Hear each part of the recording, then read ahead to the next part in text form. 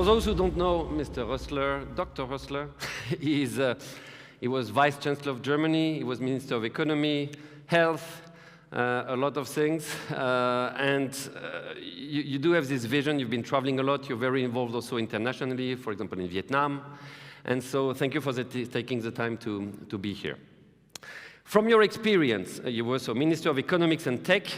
The first question I have for you is, how can countries like Luxembourg craft a tech culture? So I was in politics, afterwards in business, and in between at the World Economic Forum, which is convinced that public-private cooperation is key. And that would mean for Luxembourg, you need both the public sector, with, as you outlined already, entrepreneurial mindset, so that the legal framework is totally ideal and fitting to the entrepreneurial spirit of the entrepreneurs, the startups here in Luxembourg. And the beauty of Luxembourg is its size. So you can cooperate together, you can talk to each other, so create these joint entrepreneurial spirit on both sides, and then you can create these startup and tech hub here in Luxembourg. Yeah, and you've seen that he has a little logo here. The reason why Philipp is here is because he's on the advisory board of a company in Luxembourg, and I would like to know who knows it. Raise your hand if you know Gcore. Oh, that's quite a lot. Yeah, look at this. Like 10. So, but if they leave the room, they all know each other. No? I think we're going to get much more who know, and there are a few companies like this, but Gcore is very special. How did we find Gcore? We found them last year on LBR, the Luxembourg Business Register, by data mining. There was this company with a very fast-growing turnover, and that's how I met my colleague here, André Reitenbach. So you are advising this company, which is a leader based in content with an 150 million annual recurring revenue. How do you think AI can reshape economies? It will have a huge impact, of course. And I would say, as you mentioned, optimism, at the end, eventually it will be good impact. So it will, at the end, create more jobs than it might destroy, on the other hand.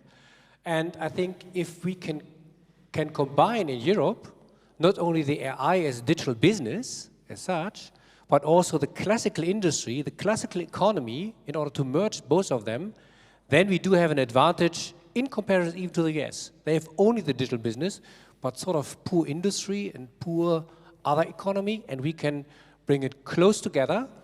And as long as it's more assistant to human beings, rather than replacing human beings, I'm pretty sure that it will have a positive impact.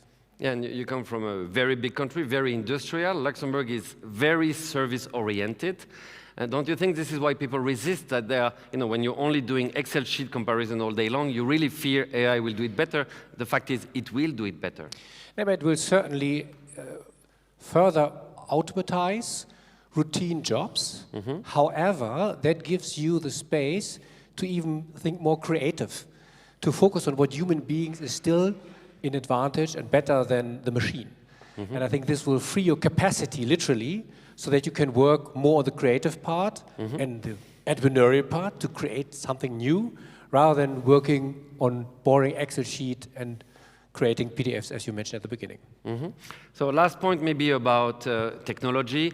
Which risk and opportunity do you identify, again, for Luxembourg or Europe in the tech field? I mean, the biggest risk is always that we are too slow.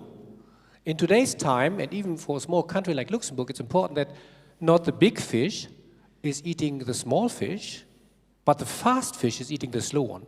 So that means to be fast is decisive, speed is decisive. So that means we have to pick up when it comes to development, cutting-edge technology. We should be on top of this, and then we can compete with all the other regions in the world.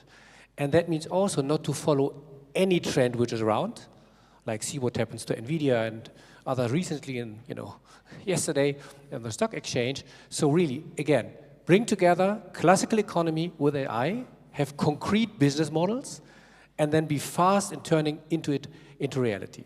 Very good. So thank you very much for this intro. I'll bring you back on stage at the end when André will be called in the Titan section, but thank you very much for those first words.